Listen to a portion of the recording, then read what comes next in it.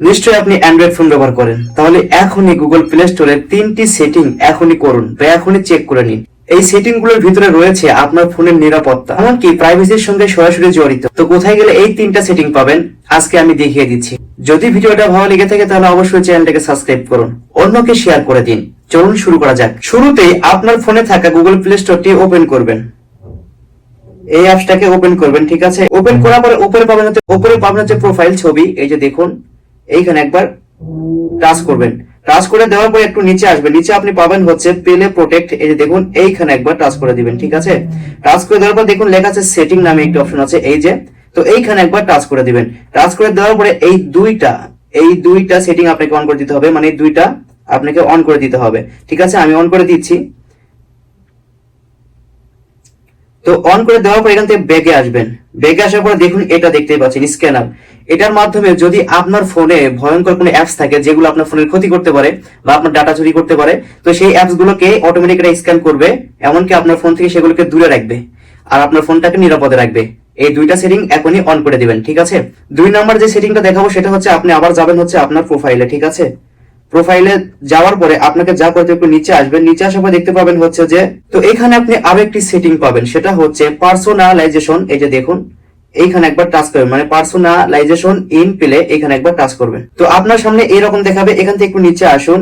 নিচে আসার পর আপনি পাবেন হচ্ছে একটি অপশন, সেটা হচ্ছে এই যে দেখুন, বিজ্ঞাপন নামে একটি নিজের পছন্দ মতো বিজ্ঞাপন দেখার সুবিধা। এটা দেখুন, এখান থেকে আপনি এটাকে বন্ধ করে দিবেন, ঠিক আছে। এখান থেকে দেখুন এটা চালু আছে আমার, এই যে দেখুন, আপনি এটা বন্ধ করে দিবেন। তাহলে আপনার ফোনের মধ্যে খারাপ কোনো বিজ্ঞাপন আসতে পারবে না। অনেক সময় বিজ্ঞাপন আসে, অনেক সমস্যা হতে পারে। এখান থেকে এটা চালু আছে, এখান থেকে বন্ধ করে দিবেন, ঠিক আছে। তো আমি এখান থেকে এটাকে বন্ধ করেছি। দেখুন দেখুন নিচে লেখা আছে হচ্ছে যে পছন্দ মতো বিজ্ঞাপন দেখানোর পরিকল্পনা বন্ধ করুন। এখানে একবার টাচ করে দিবেন।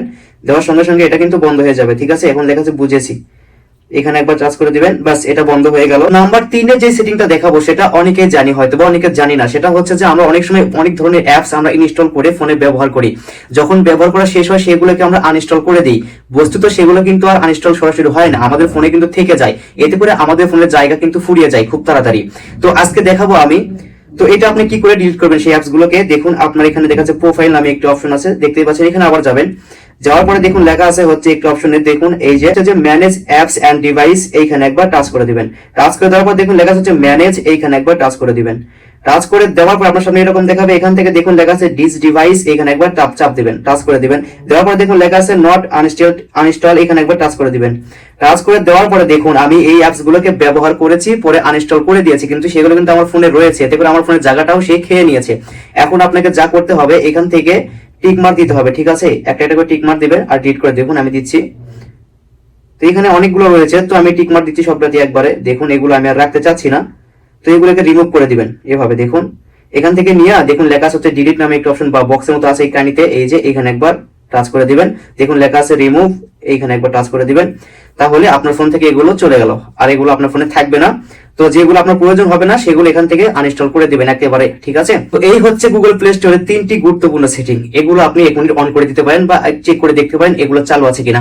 যদি ভিডিওটা ভালো লেগে থাকে তাহলে অবশ্যই চ্যানেলটাকে সাবস্ক্রাইব করুন, অন্যকে শেয়ার করে দিন। সবাই ভালো থাকুন, আবার দেখা হবে নতুন আরেকটা ভিডিও নিয়ে। আল্লাহ হাফেজ।